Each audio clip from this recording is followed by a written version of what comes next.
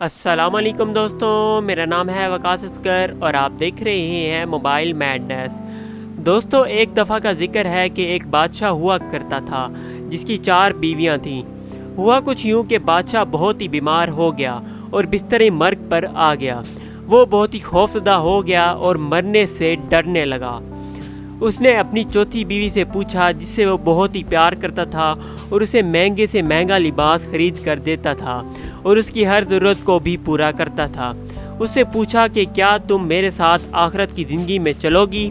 تو اس نے جواب دیا کہ میں ایسا نہیں کر سکتی، اور پھر وہاں سے وہ چلی گئی۔ پھر اس نے اپنی تیسری بیوی سے یہی سوال پوچھا تو اس نے جواب دیا کہ مجھے اپنی زندگی بہت ہی پیاری ہے اور وہ اس کے ساتھ نہیں جا سکتی، اور یہ بھی کہا کہ وہ اس کے مرنے کے بعد کسی اور سے شادی کر لے گی۔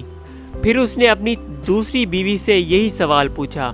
اس کی دوسری بیوی ہمیشہ اس کے ساتھ رہتی تھی، اس بادشاہ کی ہر شے کا خیال بھی رکھتی تھی اور ہر دکھ سکھ میں شریک بھی ہوتی تھی، لیکن دوسری بیوی نے بھی نا کا جواب دیا اور کہا کہ وہ اس کے ساتھ نہیں چل سکتی، اور کہا کہ وہ اس کے لیے بس اتنا کر سکتی ہے کہ اس کے جنازے کا اہتمام کروا سکتی ہے اور اس کے جنازے کے وقت اس کے ساتھ ہوگی۔ دوستو، بادشاہ بہت ہی مایوس اور افسردہ ہو چکا تھا۔ کچھ دیر خاموشی کے بعد کہیں سے آواز آئی اور کہا کہ میں آپ کے ساتھ چلوں گی، اور چاہے وہ آپ کی بعد کی زندگی ہی کیوں نہ ہو۔ بادشاہ نے دیکھا تو یہ اس کی پہلی بیوی تھی، اور وہ اپنی پہلی بیوی کا بالکل ہی خیال نہیں رکھتا تھا۔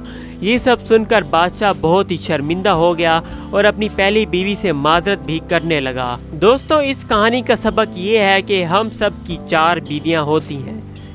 جی ہاں، آپ نے صحیح سنا۔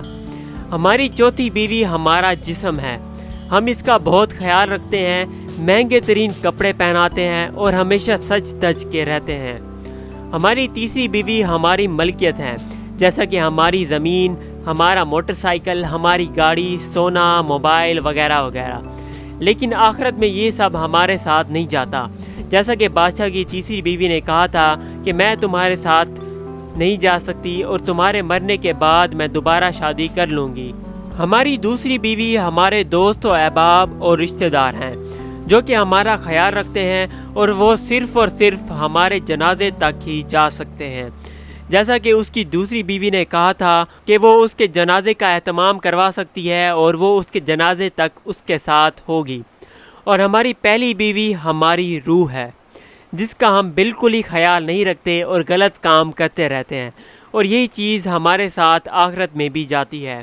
اپنے جسم کی دیکھ بھال کریں، اسے صحت مند رکھیں، اور اپنے دوست اور رشتہ داروں کا بھی خیال رکھیں، اور خاص طور پر اپنی روح کا بھی، کیونکہ یہی ہماری آخرت میں ہمارے ساتھ جائے گی۔